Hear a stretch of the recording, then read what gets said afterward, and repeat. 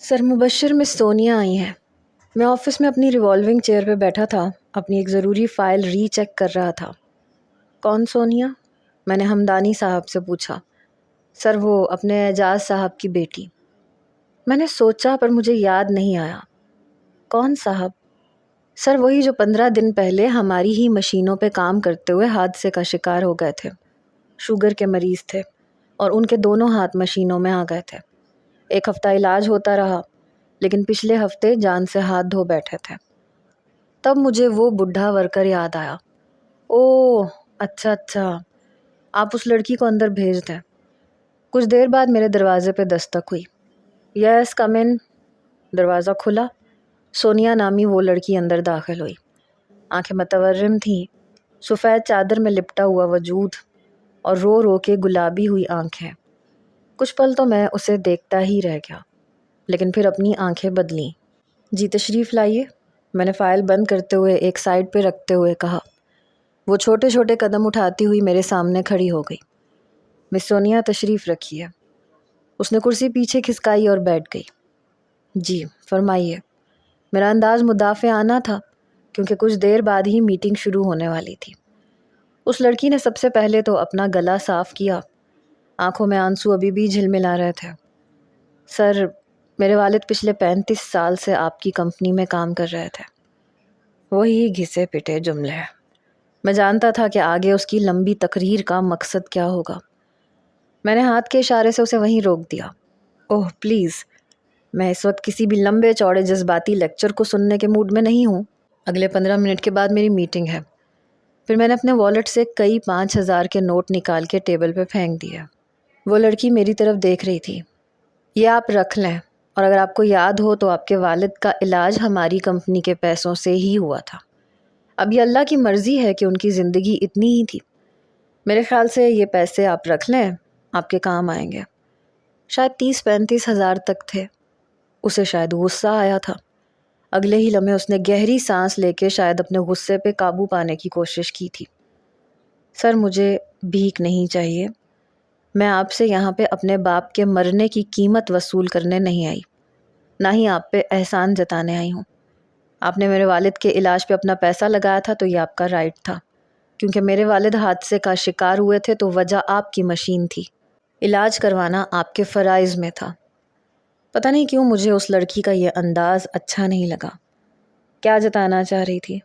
کیا میں نے اس کے باپ کو مارا تھا؟ وہ ایک حادثہ تھا مس سونیا۔ باخدا آپ کے والد کی جان لے کے مجھے کوئی ذاتی فائدہ تو حاصل نہیں ہوا ہے نا؟ میرے لہجے میں درستگی آئی۔ میں آپ کی فیکٹری میں اپنے والد کی جگہ جاب کرنا چاہتی ہوں، کیونکہ فی الحال میرے گھر میں میرے والد کے علاوہ کوئی بھی کفیل موجود نہیں ہے، اور میرے والد کی 35 سالہ خدمت کا اتنا صلہ تو آپ دے ہی سکتے ہیں۔ سامنے پڑے 35,000 اس نے اٹھائے اور میرے سامنے رکھ دیے۔ میں نے اس لڑکی کو سر سے پیر تک دیکھا۔ کیا تعلیم ہے آپ کی محترمہ؟ میں اسے بڑے غور سے دیکھتے ہوئے پوچھنے لگا۔ سر میں نے BCom کیا ہے۔ میں استہزائیہ مسکرایا۔ Any further courses?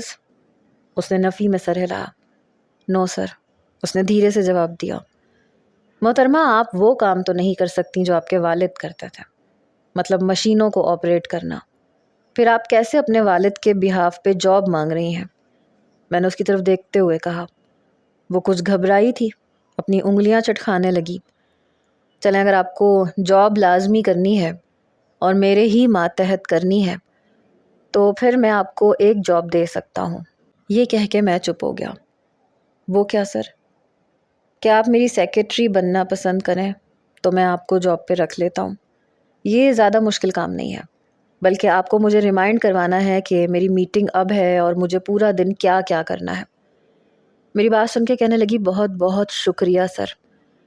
میں نے کہا لیکن آپ جن کپڑوں میں یہاں تشریف لائی ہیں یہ میری پرسنل سیکرٹری کے حساب سے بالکل بھی مناسب نہیں ہے۔ میں نے اس کا اچھے طریقے سے جائزہ لیتے ہوئے کہا۔ سر میں کوشش کروں گی کہ کل سے آپ کو یہ شکایت نہ ملے۔ میں نے کہا گڈ۔ اسے کام کرتے ہوئے بس 15 یا 20 دن گزرے تھے۔ کام وہ اچھے سے کر رہی تھی اور یہ ایک ایکسٹرا جاب تھی جو میں نے اسے دی تھی، ورنہ مجھے ضرورت نہیں تھی۔ بہرحال جتنا وقت میرا آفس میں گزرتا تھا قدرے بہتر ہوتا تھا۔ کیونکہ گھر پہ تو نہ میرا جانے کو جی چاہتا تھا، اور اگر چلا بھی جاتا تو زیادہ تر وقت میں اسٹڈی روم میں گزارتا تھا، اپنے لیپ ٹاپ کے ساتھ، اور ساتھ میں سگریٹ پیتا رہتا تھا۔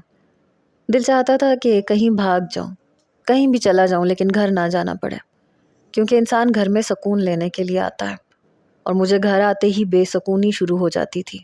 بہرحال 1 مہینے میں یہ ہوا تھا کہ واقعی مجھے اس لڑکی کو سراہنا پڑا، کیونکہ وہ کافی محنت سے کام کرتی تھی، اور ساتھ ساتھ وہ کمپیوٹر ڈیزائننگ بھی سیکھ رہی تھی۔ عجیب بات یہ تھی کہ وہ لڑکی میری آنکھوں میں آنکھیں ڈال کے بات نہیں کرتی تھی۔ میں اسے کچھ بھی کہہ رہا ہوتا تو ڈائری پہ نوٹ کرتی رہتی، لیکن میں اسے دیکھے بغیر رہ نہیں پاتا تھا۔ یہ نہیں کہ وہ بے حد خوبصورت تھی، نہیں، یہ بات نہیں تھی۔ شاید اس کے چہرے پہ معصومیت اور سادگی تھی۔ نہ میں نے اسے کبھی یہ کہا کہ وہ میک اپ کر کے تیار شیار ہو کے آیا کرے، اور نہ ہی کبھی اس نے خود سے یہ زحمت کی۔ ہاں، کپڑے صاف ستھرے پہن کے آتی تھی، بڑی سی چادر کے بجائے اسکارف پہن کے اچھے سے دوپٹہ لے لیتی تھی، ہلکی سی لپسٹک لگاتی تھی، اور آنکھوں میں شاید ہلکا سا کاجل۔ وہ بھی مجھے اس لیے پتہ ہے کیونکہ میں اسے بڑے غور سے دیکھتا تھا۔ آپ یہ مت سمجھیے گا کہ مجھے اس لڑکی سے کوئی محبت ہو چکی تھی، نہیں، ایسا نہیں تھا۔ میں اکثر لڑکیوں کو دیکھتا تھا، اور تقریباً ہر مرد ہی دیکھتا ہے۔ شاید کچھ ہی ایسے نیک لوگ ہوں گے جو اپنی نظریں جھکا کے رکھتے ہوں، ورنہ تھوڑا سا ٹھڑک پن ہر مرد کے اندر ہوتا ہے، اور میرے اندر بھی تھا۔ بہرحال 1 مہینے بعد جب مینیجر نے سب کو تنخواہیں دی تو وہ شام کو میرے پاس آیا۔ تب تک سونیا کی ڈیوٹی ختم ہو گئی تھی اور وہ جا چکی تھی۔ کہنے لگا، سر مبشر، سونیا لون مانگ رہی ہے۔ یہ سن کے میرے ماتھے پہ بل پڑا۔ میں نے کہا، ایک تو ان لڑکیوں کو پتہ نہیں کیا مسئلہ ہے، مہینہ ہوتا نہیں ہے اور انہیں قرض چاہیے ہوتا ہے۔ بہرحال کتنے کا لون مانگا ہے؟ اگر 50,000 ہیں تو دے دو۔ مجھے لگا کہ اتنا ہی وہ لون مانگ لے گی۔ سر 50 لاکھ۔ یہ سن کے میں کافی کا گھونٹ لینا بھول گیا تھا۔ واٹ؟ 50 لاکھ؟ اس لڑکی کا دماغ تو خراب نہیں ہو گیا؟ جمعہ 8 دن ہوئے ہیں اسے جاب کرتے ہوئے، اور یہ 50 لاکھ مانگ رہی ہے۔ کوئی ضرورت نہیں ہے اتنے پیسے دینے کی، کل وہ آئے گی تو میں اس سے بات کروں گا۔ مجھے بہت غصہ آیا تھا۔ 50 لاکھ تو ایسے مانگ رہی تھی جیسے واپس کر دے گی۔ تنخواہ ہی کیا تھی اس کی؟ 50,000؟ کیسے اتارتی وہ میرے پیسے؟ اتنے سال تو میں اس کو رکھنا بھی نہیں چاہتا تھا، صرف وقتی طور پہ مدد کر رہا تھا تاکہ اسے یہ نہ لگے کہ اس کے والد نے 35 سال میری کمپنی میں کام کیا اور میں نے ان کی بیٹی کو مایوس لوٹا دیا۔ یہ بھی میرا احسان تھا۔ غصہ تو مجھے سونیا پہ بہت آ رہا تھا۔ بہرحال اگلے روز جب وہ آئی تو میں نے کہا کہ آپ نے 50 لاکھ کا قرضہ مانگا ہے؟ کہنے لگی، مجھے اشد ضرورت ہے، میں جاب کر کے آپ کے سارے پیسے اتار دوں گی، بلکہ میں آپ سے تنخواہ لوں گی ہی نہیں۔ میں نے کہا، تب بھی ہو سکتا ہے میں آپ کو اتنے سال جاب نہ دوں، تب آپ میرے پیسے کیسے واپس کریں گی؟ دیکھیں، میں آپ کو اتنی بڑی رقم نہیں دے سکتا۔ میرے حتمی انداز پہ کہنے لگی، سر پلیز، میں بے حد مجبور ہوں، ورنہ کبھی آپ سے اتنی رقم نہ لیتی۔ میں نے کہا، مجبور تو آدھی سے زیادہ دنیا ہے، تو کیا میں سب کی اسی طرح مدد کرتا رہوں؟ دیکھیں مس سونیا، میں جتنا آپ کے ساتھ کر سکتا تھا کر رہا ہوں، اس سے زیادہ کی امید آپ میرے ساتھ نہ رکھیں تو بہتر ہوگا۔ یہ بھی میرا احسان ہے کہ میں نے آپ کو جاب پہ رکھا ہے، ورنہ مجھے کوئی ضرورت نہیں تھی۔ میں تو جیسے پھٹ پڑا۔ وہ بڑی حیرت سے مجھے دیکھنے لگی۔ آپ نہیں بھی آئیں گی تو مجھے کوئی فرق نہیں پڑتا، یہ تو میرا احسان ہے کہ آپ کے باپ کی خدمت کے بدلے میں نے آپ کو اچھی خاصی نوکری پہ رکھ لیا، ورنہ جو کام آپ کر رہی ہیں یہ میرا موبائل بھی کر سکتا ہے۔ وہ مجھے ریمائنڈ کروا سکتا ہے کہ پورے دن میں میری روٹین کیا ہے۔ یہ کوئی بہت بڑا کام نہیں ہے جو میں آپ سے لے رہا ہوں۔ پتہ نہیں کیوں اس کی آنکھوں میں آنسو آئے۔ ٹھیک ہے، تو پھر مجھے آپ کا یہ احسان نہیں چاہیے۔ میں آج سے ہی ریزائن کر رہی ہوں اور آپ کو اپنا ریزگنیشن لیٹر بھی دے دیتی ہوں۔ میں نے کہا، اس کی بھی ضرورت نہیں ہے، آپ یہاں سے جا سکتی ہیں۔ مجھے بڑا غصہ آیا تھا۔ عجیب احسان فراموش لڑکی تھی، پتہ نہیں خود کو سمجھتی کیا تھی۔ جاتی ہے تو جائے۔ وہ جا چکی تھی۔ کچھ دیر بعد ہمدانی صاحب میرے کمرے میں آئے۔ کہنے لگے، سر وہ سونیا نے ریزائن کر دیا۔ میں نے کہا، ہاں جانے دو اسے، احسان فراموش کہیں کی، پتہ نہیں خود کو سمجھتی کیا ہے۔ ہمدانی صاحب کہنے لگے، سر وہ اپنی تنخواہ بھی لے کے نہیں گئی۔ کہنے لگی اپنے باس سے کہنا کہ مجھے ان کا احسان نہیں چاہیے، جو احسان میرے باپ نے اس پہ کیا ہے وہ اس کا مقروض ہے اور ہمیشہ رہے گا۔ اس کے چند سکے میرے باپ کی قربانی کا بدلہ نہیں ہو سکتے۔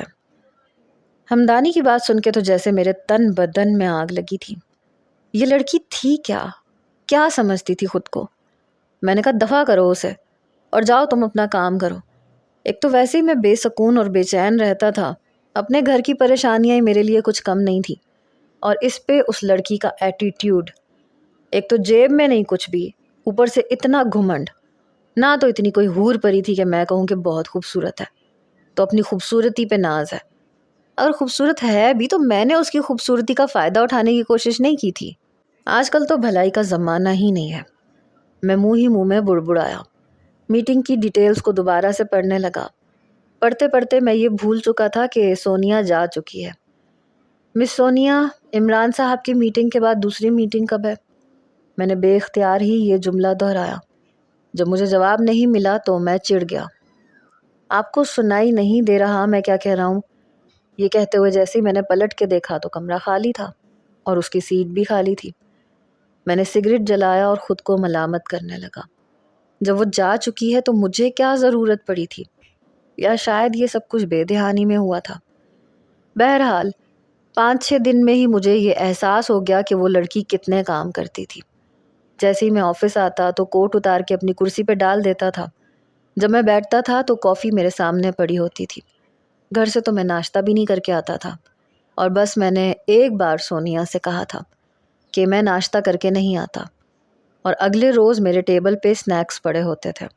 لنچ ٹائم میں کھانا موجود ہوتا تھا، لیکن 5 دن سے ایسا کچھ بھی نہیں ہو رہا تھا۔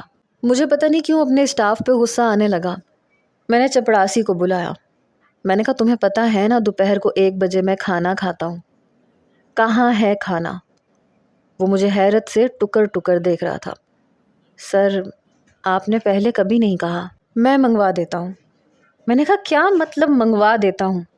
جب سونیا تھی تب بھی تو کھانا آتا تھا، وہ چلی گئی تو اس کا مطلب یہ تو نہیں ہے کہ میں بھوکا مر جاؤں گا۔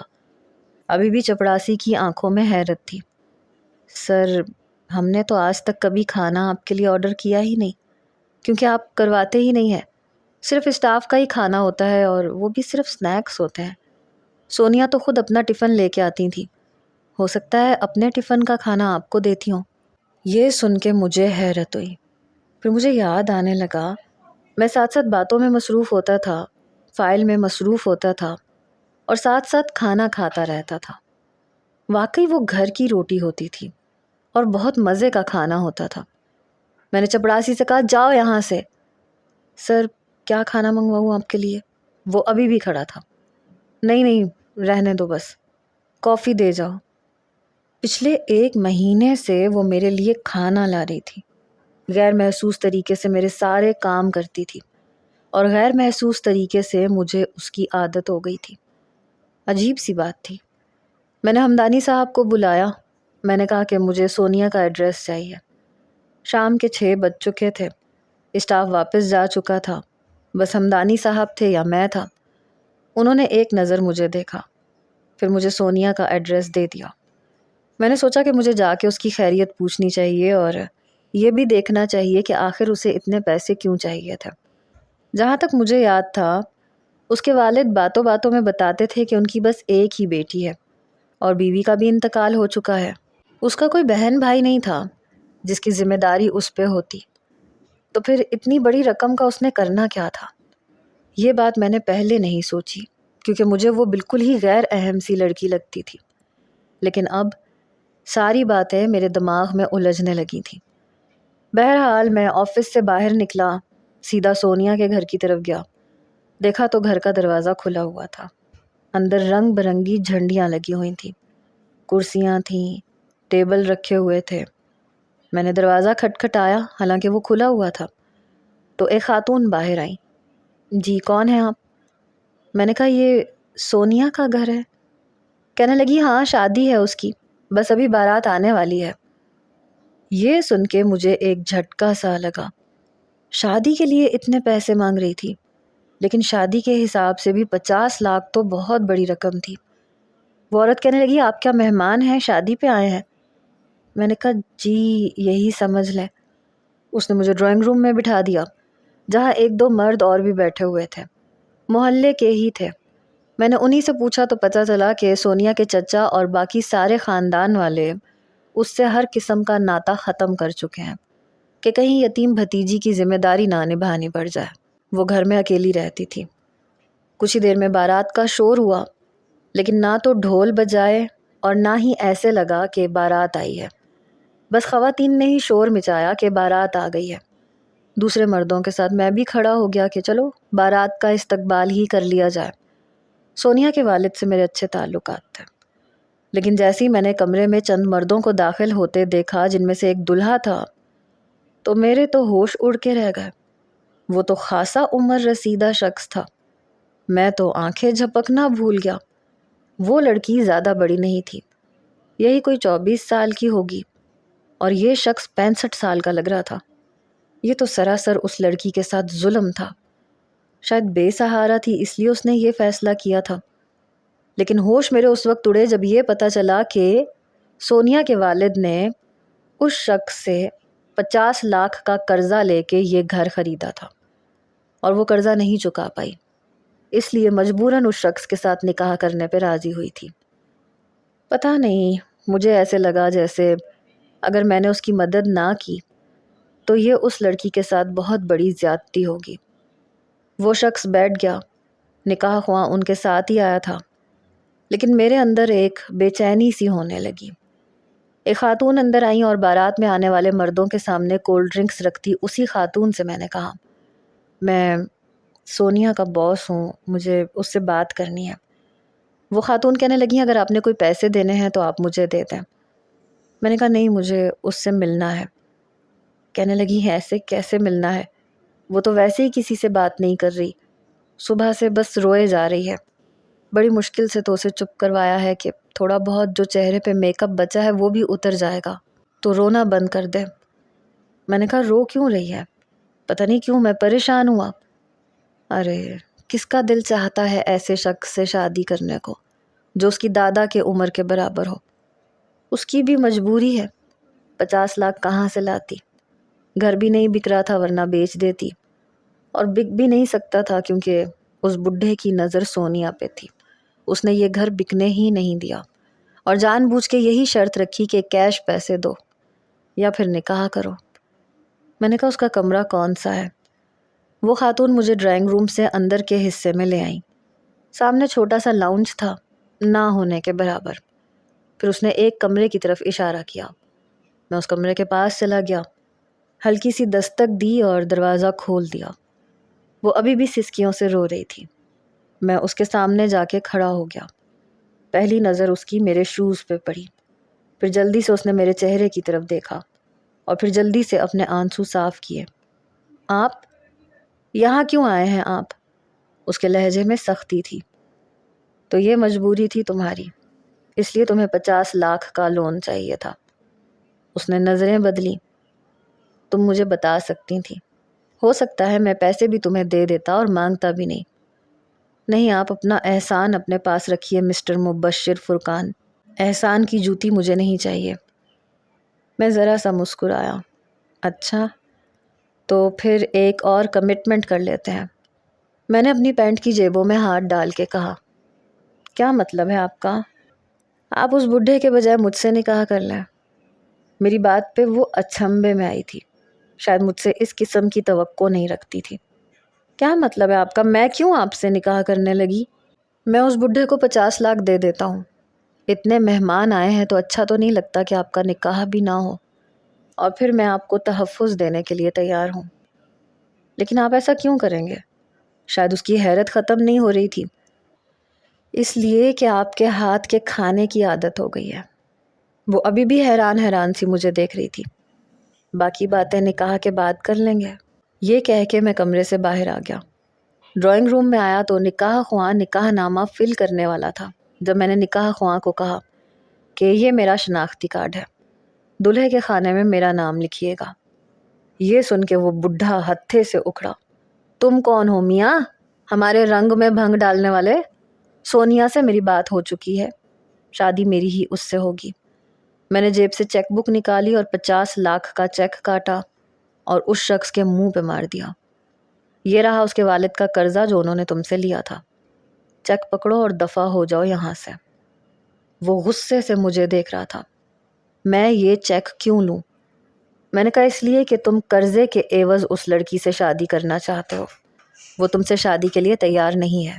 اٹھاؤ یہ چیک اور دفع ہو جاؤ یہاں سے، ورنہ میں دھکے دے کے نکالوں گا۔ نکاح خواہ مجھے حیرت سے دیکھ رہا تھا۔ میں نے کہا مولانا صاحب آپ ادھر ادھر کیا دیکھ رہے ہیں؟ آپ اپنا کام کریں، نکاح کے پیپرز فل کریں۔ وہ شخص مجھے گھورنے لگا تو میں نے اس کا گریبان پکڑ کے جھنجھوڑ دیا۔ خود جاؤ گے یا پھر 4 لوگوں کے کندھے پہ تمہیں بھیجنے کا انتظام کروں؟ اس کے ساتھ جو لڑکے آئے تھے وہ شاید اس کے بیٹے تھے۔ گریبان چھوڑو ہمارے باپ کا، ہم جا رہے ہیں۔ چیک اس کے بیٹے نے ہی اپنی جیب میں ڈالا تھا۔ چلو ابا یہاں سے۔ وہ نوجوان سمجھدار تھا اس لیے اپنے باپ کو واپس لے گیا۔ شاید ان کی خواتین بھی صحن میں ہی تھیں۔ باہر سے شور کی آواز آ رہی تھی اور پھر ایک دم خاموشی چھا گئی۔ صرف محلے کی ہی خواتین باقی رہ گئی تھیں۔ میرا نکاح سونیا سے ہو گیا۔ وہ ابھی تک شش و پنج میں مبتلا تھی۔ نکاح کے بعد جب سب اپنے اپنے گھروں میں واپس چلے گئے تو میں اس کے کمرے میں گیا۔ ابھی بھی وہ بے چین سی لگ رہی تھی۔ میں نے دروازے کو ذرا سا کھٹکھٹایا، حالانکہ دروازہ کھلا ہوا تھا، تو اس نے چونک کے میری طرف دیکھا۔ کیا اب یہیں پہ بیٹھی رہو گی؟ چلو گھر بھی چلنا ہے۔ کہنے لگی مجھے سمجھ میں نہیں آ رہا آپ نے یہ سب کیوں کیا۔ میں نے کہا گھر چلو پتہ چل جائے گا، کھڑی ہو۔ میں اس کے پاس آ گیا اور اس کی کلائی پکڑ لی۔ وہ بری طرح سے گھبرائی تھی۔ کھڑی تو ہو گئی تھی لیکن اپنا ہاتھ چھڑوانے لگی۔ میں اسے باہر لے آیا، گاڑی کا فرنٹ ڈور کھولا اور اسے بٹھا دیا۔ مجھے اپنا گھر لاک کرنا ہے۔ میں نے برابر والا دروازہ کھٹکھٹایا۔ وہی خالہ جس نے دروازہ کھولا تھا وہ میرے سامنے کھڑی تھی۔ آپ اس گھر کو تالا لگا دیں، چابی کل میں آپ کے پاس سے آ کے لے جاؤں گا۔ یہ کہہ کے میں ڈرائیونگ سیٹ پہ بیٹھ گیا۔ ہو گئی تسلی؟ کہیں نہیں جاتا تمہارا گھر تمہارے پاس ہی رہے گا۔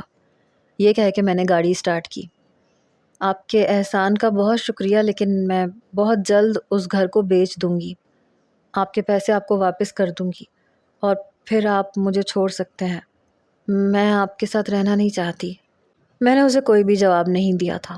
جب اس نے دیکھا کہ میں بالکل چپ ہوں اور اس کی کسی بات پہ کوئی رد عمل ظاہر نہیں کر رہا تو وہ خاموش ہو گئی۔ گاڑی میں نے اپنے بنگلے کے سامنے کھڑی کی، ہارن دیا۔ چوکیدار نے دروازہ کھولا، گاڑی اندر لے جا کے کھڑی کر دی۔ اپنی سائڈ سے باہر نکل کے میں نے سونیا کا دروازہ خود کھولا، اپنا ہاتھ اس کی طرف بڑھایا، لیکن اس نے میرے ہاتھ پہ ہاتھ نہیں رکھا بلکہ خود ہی باہر آ گئی۔ میں اسے اندر لے کے آیا۔ ملازم دیکھ کے حیران تھے۔ صاحب جی یہ کون ہے؟ میری ملازمہ نے پوچھا۔ تمہاری مالکن ہے، گیسٹ روم میں لے کے جاؤ اور امبر کا کوئی ڈریس دے دو۔ یہ کہہ کے میں اوپر کا زینہ چڑھ گیا۔ جیسے ہی اپنے بیڈ روم کا دروازہ کھولا تو امبر ہاتھ میں ایک چھوٹا سا ٹیڈی بیئر پکڑے اسے چوم رہی تھی۔ کوئی بات نہیں، اگر تمہارا پیمپر لیک کر گیا ہے تو غلطی میری تھی حمزہ، مجھے یاد ہی نہیں رہا تمہارا پیمپر چینج کرنا ہے۔ میں اس کے سامنے آ کے بیٹھ گیا۔ مجھے دیکھ کے کہنے لگی مل گئی تمہیں فرصت؟ میں نے کہا تھا نا حمزہ کے پیمپرز ختم ہو گئے ہیں، لا کے دے دو مجھے، تم نہیں لے کے آئے۔ اب دیکھو اس طرح سے گندا ہو گیا یہ۔ میں نے کہا میں کل لا دوں گا، اور اس کے کپڑے بھی خراب ہو چکے ہیں، تمہیں تو اپنے بیٹے کا خیال ہی نہیں ہے، کل اس کے کپڑے بھی لے کے آنا۔ میں نے کہا ٹھیک ہے میں لے آؤں گا۔ امبر میری بیوی تھی جس کا ذہنی توازن خراب ہو چکا تھا۔ ہماری شادی کو 8 سال گزر گئے تھے لیکن اولاد نہیں ہو رہی تھی۔ مجھ سے زیادہ امبر کو بچوں کی خواہش تھی، اور کچھ لوگوں کی باتیں بڑی عجیب ہونے لگی تھیں۔ بار بار پوچھتے تھے کہ ابھی تک اولاد کیوں نہیں ہوئی، فلاں علاج کروا لو، فلاں کر لو، اس حکیم کے پاس چلے جاؤ، اس ڈاکٹر کے پاس چلے جاؤ، اور امبر مجھے ہر وقت اسی بات پہ پریشان کرتی رہتی تھی۔ تم اپنے ٹیسٹ کیوں نہیں کرواتے؟ ابھی میں آفس سے تھک کے آیا تھا تو امبر کی روئی روئی آنکھیں دیکھ کے اور اس کا سوال سن کے مجھے اندر سے آگ لگی تھی۔ مسئلہ کیا ہے تمہارے ساتھ امبر؟ مسئلہ یہ ہے مبشر صاحب کہ مجھے لگتا ہے آپ میں باپ بننے کی صلاحیت نہیں ہے۔ یہ ایک ایسا جملہ ہے کہ کوئی بھی مرد برداشت نہیں کر سکتا، پھر بھی میں ضبط کر گیا تھا۔ یہ خناس کس نے تمہارے دماغ میں بھر دیا؟ اب 8 سال ہو گئے ہماری شادی کو، تم ٹیسٹ کیوں نہیں کرواتے اپنا؟ میں نے اس کی طرف دیکھا۔ کیا میں نے تم سے کہا ہے کہ تم اپنے ٹیسٹ کرواؤ؟ ہاں تو میں تو تیار ہوں، لیکن میں نے نوٹ کیا ہے مبشر، تمہیں بچوں کی خواہش ہی نہیں ہے۔ حالانکہ ایسا نہیں تھا۔ کون ایسا شخص ہے جسے باپ بننے کی خواہش نہ ہو، اولاد کی خواہش نہ ہو؟ تم بہت زیادہ سوچ رہی ہو۔ مجھے بھی بچے اچھے لگتے ہیں، لیکن یہ الٹے سیدھے علاج تمہیں نقصان پہنچائیں گے۔ ہاں تو پہنچ جانے دو، جو ہوتا ہے ہونے دو۔ مجھے بچہ چاہیے۔ تمہیں نہیں پتا جب لوگ مجھے بانجھ کہتے ہیں مجھے کتنی تکلیف ہوتی ہے۔ مبشر، مجھے بچہ چاہیے تو چاہیے، ہر حال میں چاہیے۔ مجھے ہر قسم کا علاج کروانا ہے۔ تم انکار کرتے ہو تو مجھے یہ لگتا ہے کہ مسئلہ تم میں ہے۔ اس بار میں چڑ کے رہ گیا تھا۔ چلو سمجھ لو کہ مسئلہ مجھ میں ہے، تو کیا کرو گی تم؟ طلاق لے لو گی مجھ سے؟ اولاد کی خاطر مجھے چھوڑ دو گی؟ میں نے بڑی درستگی سے اس سے پوچھا۔ ہاں میں چھوڑ دوں گی، اور میں کسی ایسے شخص سے شادی کروں گی جو مجھے اولاد دے سکے۔ مجھے بچہ چاہیے۔ ایک زوردار تھپڑ میں نے اس کے منہ پہ مارا تھا۔ خبردار جو تم نے دوبارہ ایسا کہا تو۔ وہ میری بیوی تھی، 8 سال کی ہماری سنگت تھی۔ میں کیوں اپنی بیوی کو چھوڑتا؟ کوئی عیب نہیں تھا اس میں، کوئی برائی نہیں تھی۔ میرا بہت خیال رکھتی تھی، پیار کرتی تھی، اور میں بھی اس سے کرتا تھا۔ یہ اولاد نہ ہونے کی وجہ سے وہ مجھ سے ناتا توڑنے کی بات کر رہی تھی۔ میرا تھپڑ پڑتے ہی اس پہ تو جیسے کوئی جنون سا سوار ہو گیا۔ اس کا مطلب مسئلہ تمہارے اندر ہے مبشر؟ غصہ تو مجھے بھی آ گیا تھا۔ میں نے کہا مسئلہ تمہارے دماغ میں ہے۔ تمہیں یہی تسلی چاہیے نا کہ میں نارمل ہوں یا نہیں؟ تو ٹھیک ہے، ابھی چلو میرے ساتھ۔ میں اسے اپنے ساتھ ہاسپٹل لے گیا، اپنے بھی ٹیسٹ کروائے اور اس کے بھی۔ لیکن رپورٹوں نے تو جیسے عنبر کا بچا ہوا سکھ چین بھی ختم کر دیا، کیونکہ مجھ میں کوئی مسئلہ نہیں تھا۔ البتہ وہ بچہ پیدا نہیں کر سکتی تھی۔ قدرتی طور پہ اس کے ایگ نہیں بنتے تھے۔ جب عنبر کو یہ پتہ چلا کہ مسئلہ اس میں ہے تو اس نے مجھے باتیں سنانی چھوڑ دی۔ میں نے پھر بھی اسے کبھی یہ احساس نہیں دلایا کہ عیب اس کے اندر ہے۔ وجہ یہ تھی کہ مجھے عنبر سے پیار تھا۔ وہ میرا خیال تو رکھتی تھی، لیکن اب وہ چپ چپ سی رہنے لگی۔ ابھی 1-2 سال ہی گزرے تھے کہ مجھ سے کہنے لگی کہ میں نے ایک یتیم خانے میں بات کی ہے۔ ایک عورت ہے جس کا بیٹا ہونے والا ہے، اور وہ اپنا بچہ اپنے پاس نہیں رکھنا چاہتی۔ ہم وہ بچہ لے لیں گے۔ مبشر، تمہیں اعتراض تو نہیں ہوگا؟ میں نے کہا نہیں، مجھے کوئی اعتراض نہیں ہوگا۔ اگر اس بچے کو لے کے تمہیں خوشی ملتی ہے تو مجھے کوئی اعتراض نہیں ہوگا، بس تم خوش رہا کرو۔ یہ سن کے اس کے چہرے پہ جیسے رونق سی آ گئی۔ میرے ساتھ لگ کے میرے رخسار کو چومنے لگی۔ تھینک یو سو مچ۔ مجھے لگا تم منع کر دو گے کہ تم کسی اور کی اولاد کو نہیں پال سکتے۔ میں نے کہا نہیں، میں صرف تمہیں خوش دیکھنا چاہتا ہوں۔ بہرحال اگلے مہینے ہی بیٹا اس کی گود میں تھا، لیکن بہت کمزور سا تھا۔ نام بھی اسی نے اس کا حمزہ رکھا تھا۔ بہت خیال رکھتی تھی اس کا، میں بھی پیار کرتا تھا۔ اچھے سے ڈاکٹر کو بھی دکھایا، لیکن ڈاکٹر کہنے لگا کہ یہ بے حد کمزور ہے، وقت سے پہلے اس کی پیدائش ہو چکی ہے، اس کا بہت خیال رکھنے کی ضرورت ہے۔ اور عنبر خیال رکھتی بھی تھی، لیکن وہ بچہ زیادہ عمر لکھوا کے نہیں لایا تھا۔ 1 مہینے بعد ہی ایسا سویا کہ جاگا ہی نہیں۔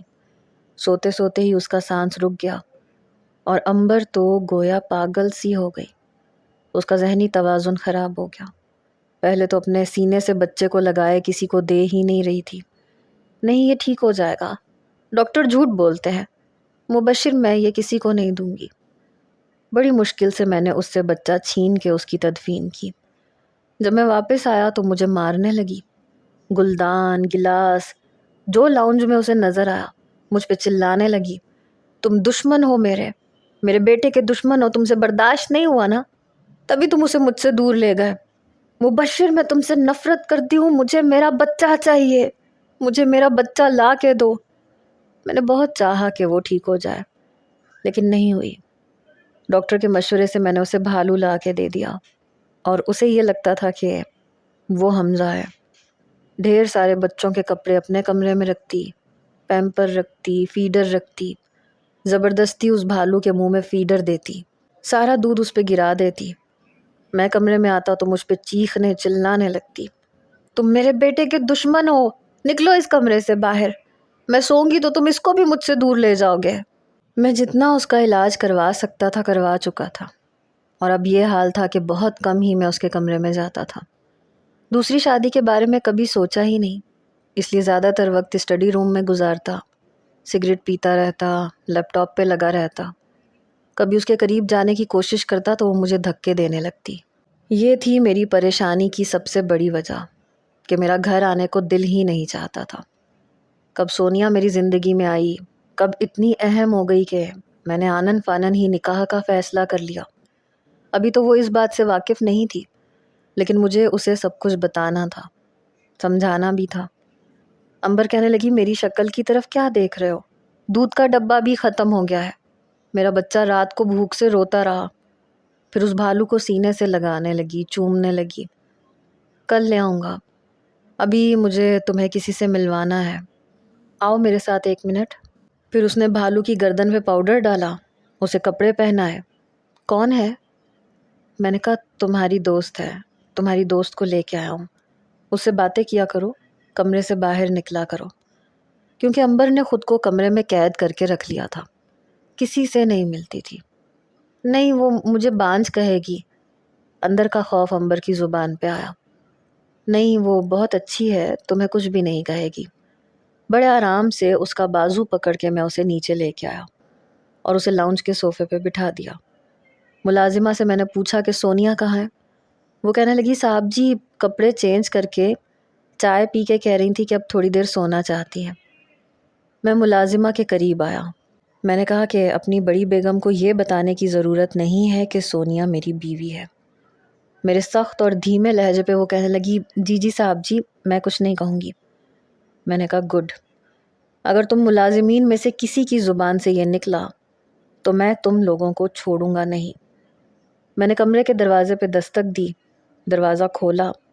وہ شاید ابھی سوئی نہیں تھی، اس لیے فوراً سے اٹھ کے بیٹھ گئی، اپنا دوپٹہ درست کرنے لگی، گھبرائی سی لگ رہی تھی۔ میں نے کہا آئی ایم سوری، میں نے تمہیں ڈسٹرب کیا، لیکن مجھے تمہیں کسی سے ملوانا ہے۔ کہنے لگی کون، کس سے؟ میں اس کے پاس آیا، اس کی کلائی پکڑی، اپنی پہلی بیوی سے۔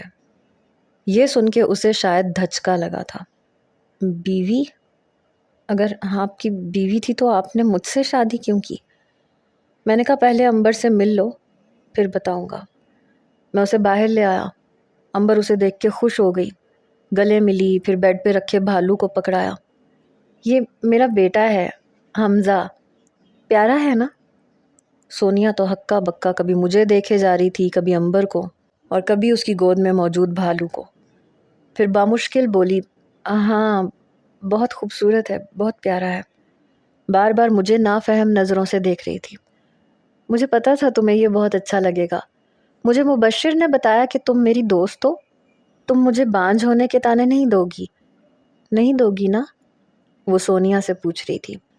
سونیا کو کچھ سمجھ میں نہیں آیا تو نفی میں سر ہلایا، نہیں میں آپ کو کوئی طعنہ نہیں دوں گی، تم بہت اچھی ہو، بہت زیادہ اچھی ہو۔ سونیا کہنے لگی، کیا میں تھوڑی دیر کے لیے سو جاؤں؟ امبر کہنے لگی، ہاں جاؤ، تم آرام کرو، ویسے بھی حمزہ کا بھی سونے کا وقت ہے۔ یہ کہہ کے وہ سونیا سے پہلے ہی اوپر کا زینہ چڑھ گئی۔ مجھ سے تو اسے کوئی واسطہ تھا ہی نہیں۔ سونیا مجھے ہی دیکھ رہی تھی۔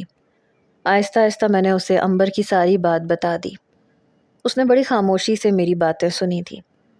سونیا، میں چاہتا ہوں کہ تم امبر سے دوستی کرو، اسے باہر لاؤ، وہ کمرے میں قید ہو کے رہ گئی ہے۔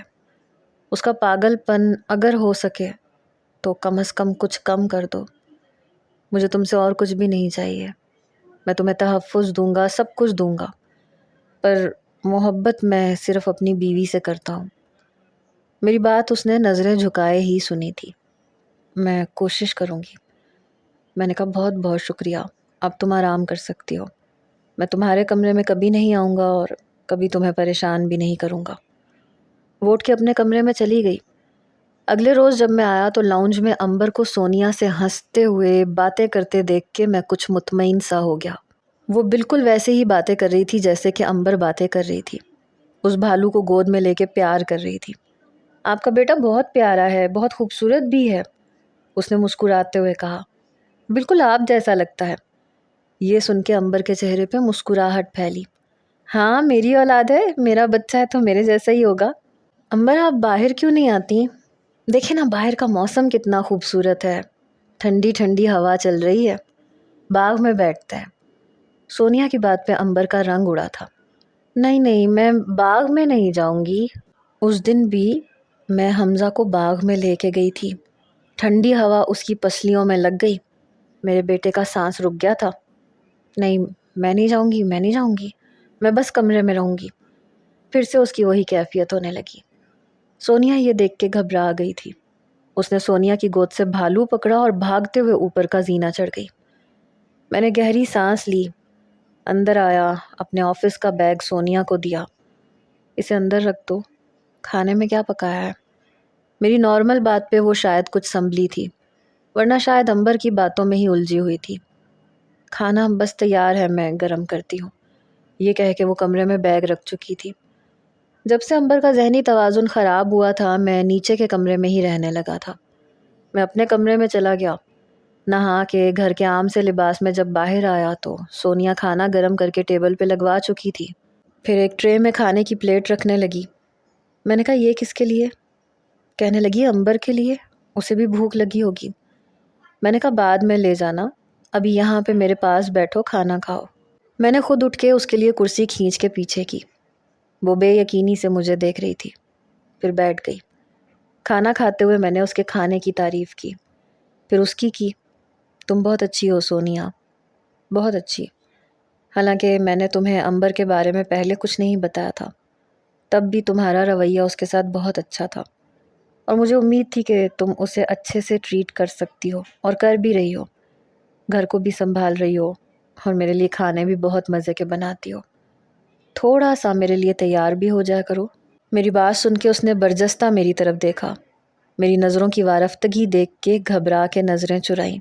رات کو تیار رہنا۔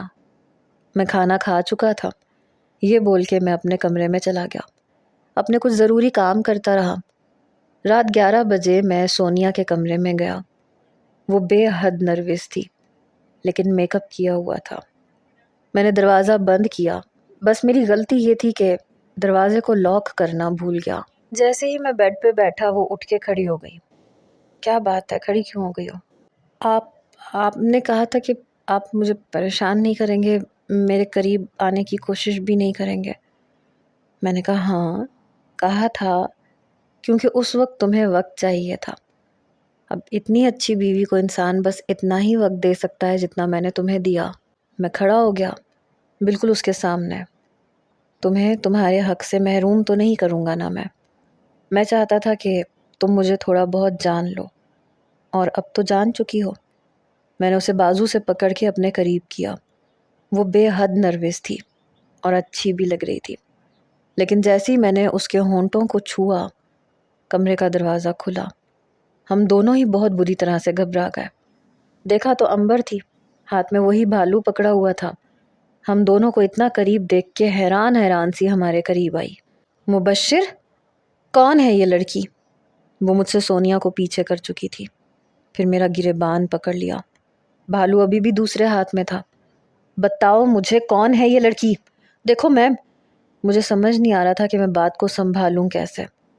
تم تو کہہ رہے تھے کہ یہ میری دوست ہے، تم نے دوسری شادی کی ہے نا؟ امبر میری بات سنو۔ Shut up! اس کی آنکھوں سے آنسو بہنے لگے۔ دوسری شادی کی ہے نا تم نے، اس لیے کہ میں تمہیں اولاد نہیں دے سکی؟ میرے حمزہ کو تم نے کبھی اپنا بچہ نہیں سمجھا؟ پھر تو جیسے اس پہ جنون سوار ہوا۔ سونیا کے پاس گئی اور اس کے بال کھینچنے لگی۔ میں تمہیں زندہ نہیں چھوڑوں گی۔ تم کون ہوتی ہو میرے شوہر کے پاس آنے والی، اس کے قریب ہونے والی؟ پاگل سمجھتی ہو مجھے؟ میں پاگل نہیں ہوں، میں تمہیں جان سے مار ڈالوں گی۔ بڑی مشکل سے میں نے سونیا کو امبر کے ہاتھ سے بچایا۔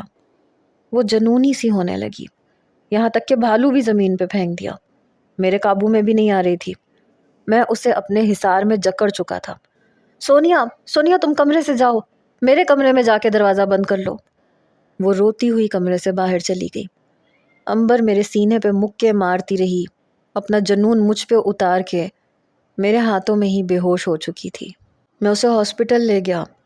کچھ دن کے بعد اسے ہوش آیا، لیکن دماغی توازن اور بھی زیادہ خراب ہو گیا تھا، یہاں تک کہ مجھے اسے کمرے میں لاک کرنا پڑتا تھا۔